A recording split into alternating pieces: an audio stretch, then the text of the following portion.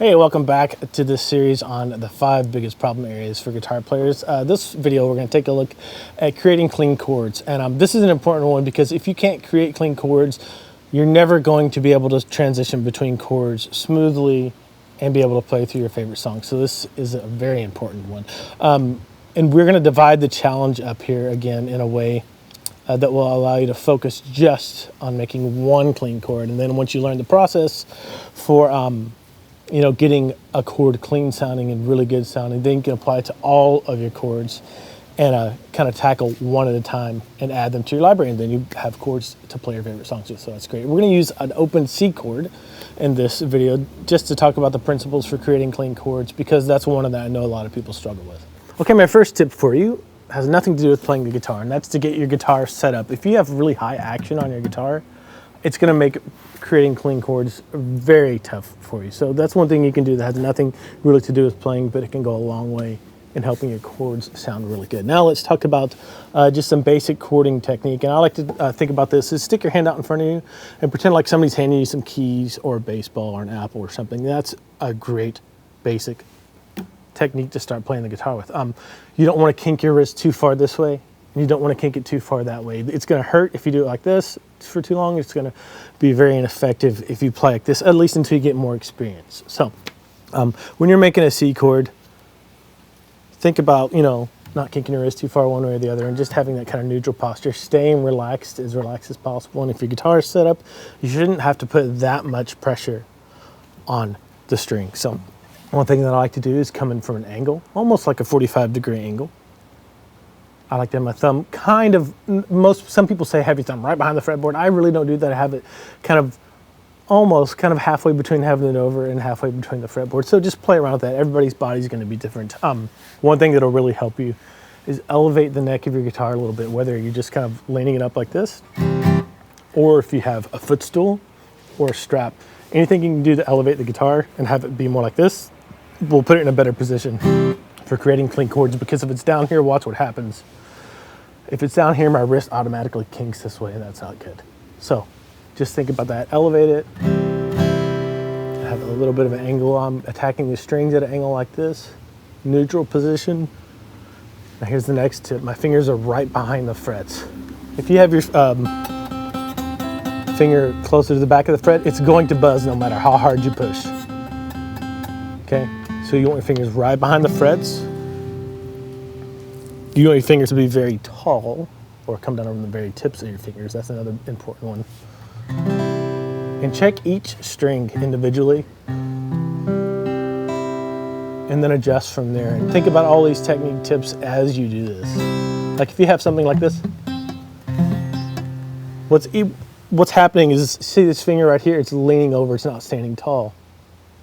So I need to sometimes bringing your hand in a little bit like this and bringing your elbow in close to your body will put your hand in a better position.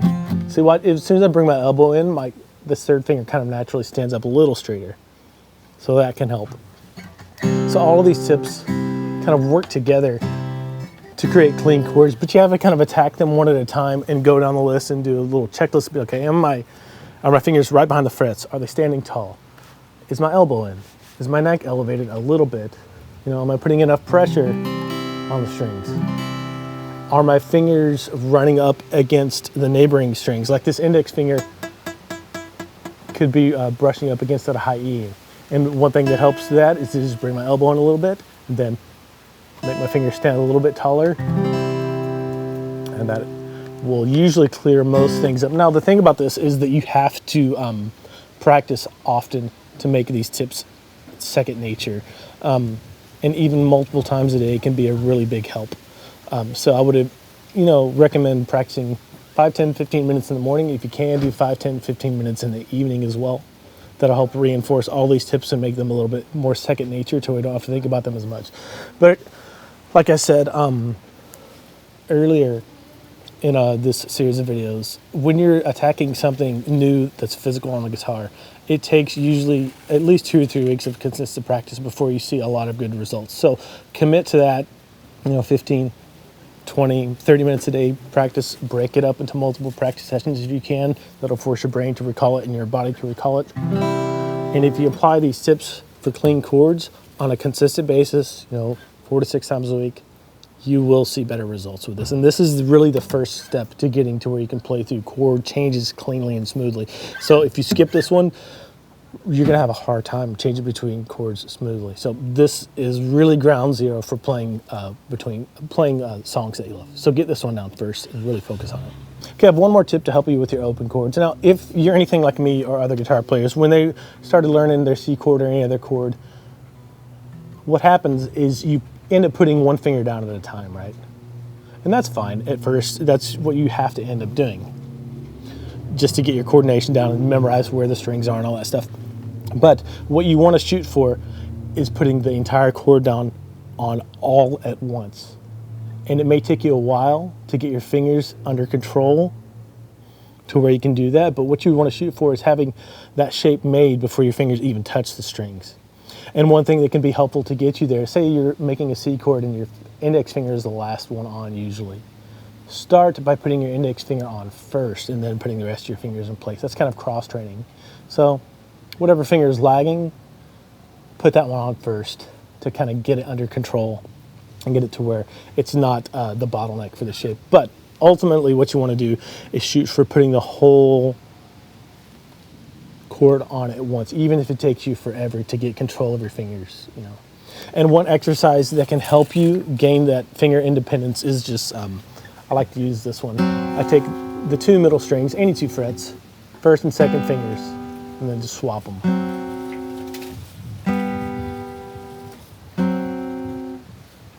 And then I widen it out to the A and B strings. And then I widen it out again to the high E and low E strings. And what you want to avoid, you want to avoid doing this. You want the change to come just from your fingers, like that, not like this, right? And you can do this with any and all finger pairs. You can do it with your first and second fingers. You can do it with your first and third fingers, like this. But you're going to gain that independence and coordination and control of your fingers. You can do it with your middle 2 fingers. Widen it out. Be sure not to, flip your wrist back and forth like this. So you can do it with your pinky and third and fourth fingers. So any finger combination that is giving you trouble, that you feel like, oh, this coordination, like this third finger just does not want to kick out there. If that was the case, I would probably do my first and third fingers if I was working on my C chord like this, to gain the independence and control I need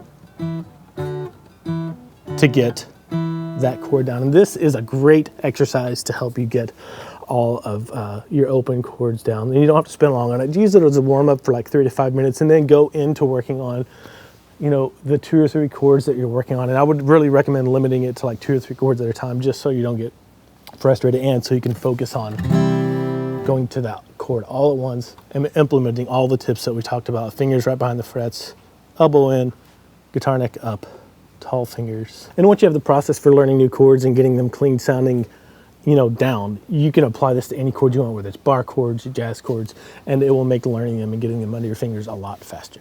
Okay, the ball is in your court now. These are the tips that you need to make clean sounding chords, but you have to be consistent with your practice. Again, this one might require a little more time than the other ones, like 15, 20 minutes a day, multiple times a day if you can.